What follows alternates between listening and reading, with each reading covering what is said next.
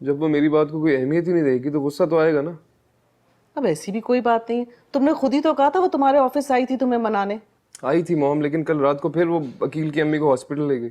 उसको मैंने इतनी बार बोला है कि इनसे कांटेक्ट मत रखे, वो मेरी मानती ही नहीं है। नवेरा क्यों लेके गई उन्हें?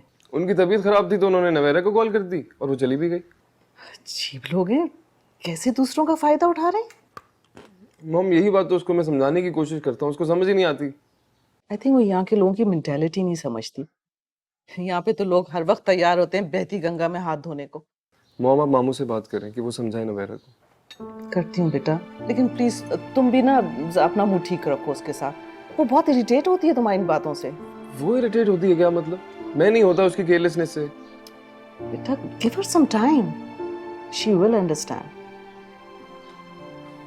लेकिन आप मामू से बात जरूर कीजिएगा, वो कुछ समझाएंगे तो शायद समझ जाए, मेरी तो सुनती नहीं।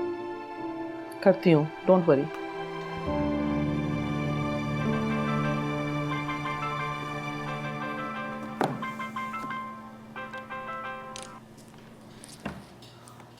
हेलो। अस्सलाम वालेकुम आसिम भाई, कैसे हैं आप? बिजी तो नहीं थे? वालेकुम सलाम। नहीं बोलो मुन्नी।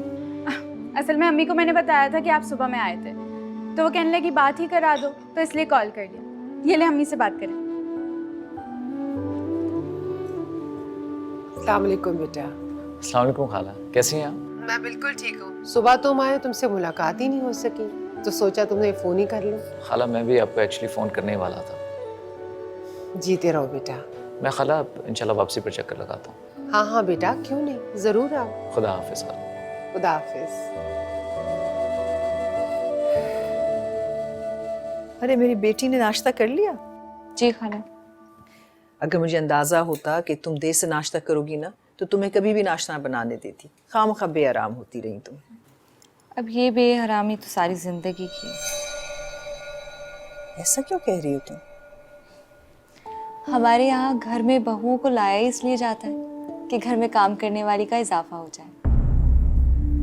ऐसा कभी भी मत सोचना। मैं तुम्हें बेटी बना के लाई हूँ, मेरे इकलौते बेटे की मोहब्बत हो तुम। जब तक अल्लाह ने सेहत दे रखी है ना, तुम्हें बिस्तर पे बिठा के खिला सकती हूँ। मतलब आप भी सारी जिंदगी आसिम की मोहब्बत की सजा भुगतेंगी? सजा? हाँ, जैसे मुझे उसे शौहर की सूरत में सारी जिंदगी बर्दाश्त करना होगा और आपको मुझे बहू की सूरत में। इस बात का तो मुझे बहुत पहले से अंदाजा था कि तुम इस शादी से खुश नहीं हो, लेकिन तुम आसिम से इतनी नफरत करती हो, इसका अंदाजा नहीं था मुझे। अरे खाला, आपको अंदाजा होता भी तो क्या कर लेती? जिन्हें अंदाजा था उन्होंने क्या कर लिया? किसे अंदाजा था?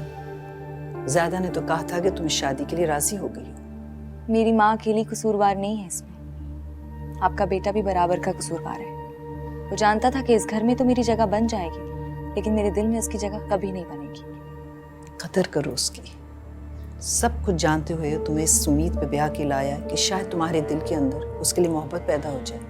ये खाला, वो मुझे नहीं मेरी लाश को ब्याह कर लाया है, जिसकी ना कोई ख्वाहिश है और ना ही जिसे किसी से कोई उम्मीद।